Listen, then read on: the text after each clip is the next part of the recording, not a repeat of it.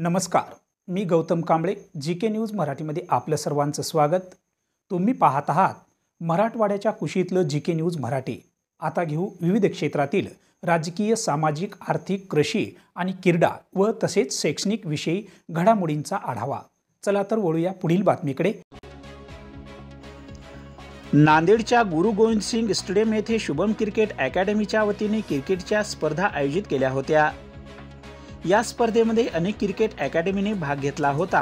मात्र या cricket academy स्पर्धेतील समर कॅम्प म्हणून शुभम क्रिकेट अकॅडमीतर्फे शिवराज पालेपॉड यांनी क्रिकेट खेळल्याने त्या क्रिकेट स्पर्धेत शुभम अकॅडमीने प्रथम क्रमांक पटकावला.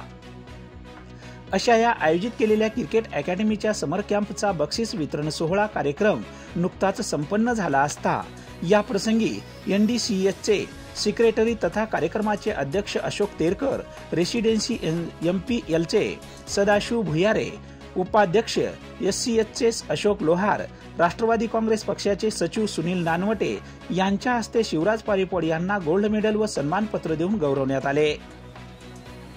या प्रसंगी शुभम लोहार यांनी लहान मुलांना शुभेच्छा देत त्यांना मार्गदर्शन केले.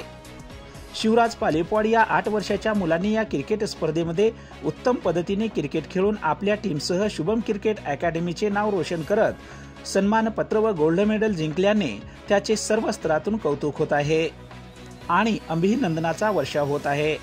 Bureau report, GK news, Nanded. तुम्ही पाहत आहात महाराष्ट्राच्या कुशीतलं जीके न्यूज मराठी. सात जनतेची, भूमी महाराष्ट्राची.